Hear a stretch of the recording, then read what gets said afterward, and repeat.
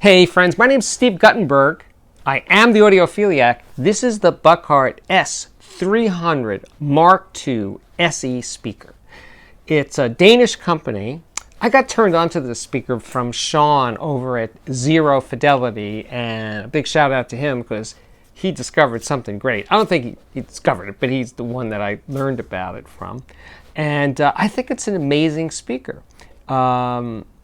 It kind of looks like a Dynaudio speaker. There's some Dynaudio going on in here, but it has nothing to do with Dynaudio in terms of parts or anything. They're all original parts. The tweeter, 1-inch soft dome tweeter, 6-inch mineral-filled woofer. They're not Dynaudio parts, though this tweeter certainly looks like one. I don't want you to have any suspicions there. It's not anything untoward. But anyway, it's a great speaker. Oh, it comes with a 10-year warranty.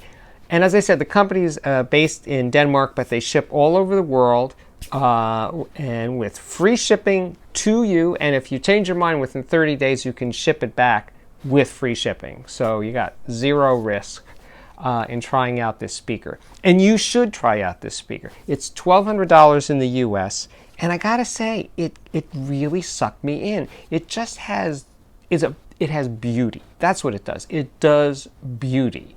It's juicy, it's rich. It's got a lot of bass for a speaker with a 6-inch woofer in a relatively small box. It's a very open sounding speaker. It has a rear port, really beautifully finished connectors for the banana plugs or spades or whatever your choice of connection is. But it's the sound, and it is the sound. It's a very sophisticated sounding speaker. It has refinement. It's transparent, but it isn't the kind of transparency that hits you over the head, like, look at me, look at that detail. It's not that kind of speaker. It's more laid back. You know, it's funny, I just started working on a review of the Klipsch RP600M, which is half the price. This is $1,200, that's $550. And the Klipsch has more get up and go. It's a horn speaker. It has more energy, more dynamic contrast.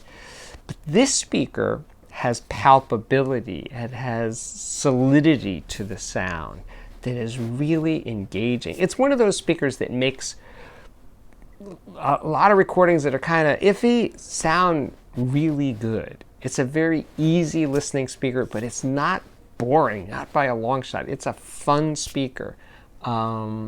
It's one that I just want to keep listening to, and that's always the best sign. Because after all, I'm spending some time writing review here, but when I listen to a speaker after I finished writing the review, which is pretty much the case with this guy, yeah, I like when that happens because that means this is good. Sean picked a winner. And I will link to Sean's review. So you can compare and contrast our two reviews, But anyway, what can I say? It's great. It's as I said, it's open. The bass for such a small speaker is super impressive. I can't say it's the tightest, it's the fastest, but it is satisfying.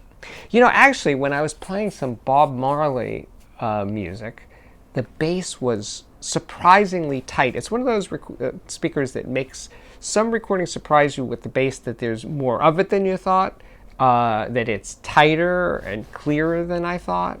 But then I go to other recordings, I'm not so sure. So I would say it veers towards plush in the bass department.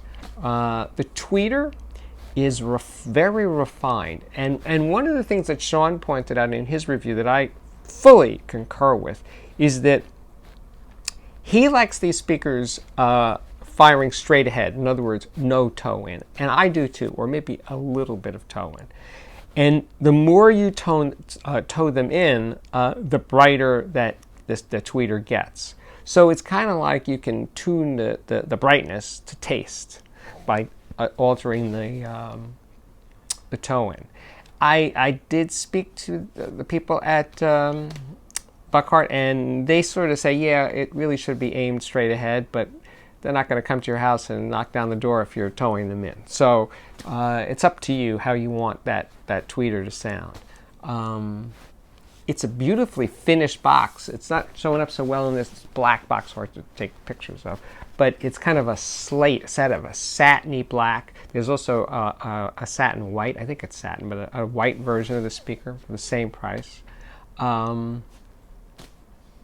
It's a 4-ohm speaker. I think I forgot to mention that.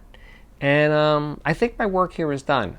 I really like this speaker. I'm really considering this to be, I'm not sure about a speaker of the year, audiophiliac speaker of the year, but it's certainly, I think it's pretty solid for runner-up speaker of the year.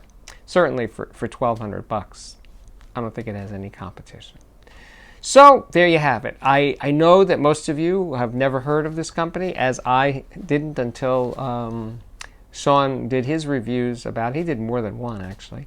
And he also reviewed the big brother of this one, which is the S400. This is the S300.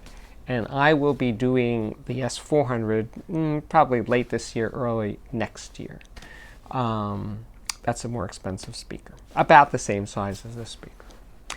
I think I'm done. My name is Steve Guttenberg. This is the Audiophiliac Daily Show, and it does come up pretty much daily, so check back often.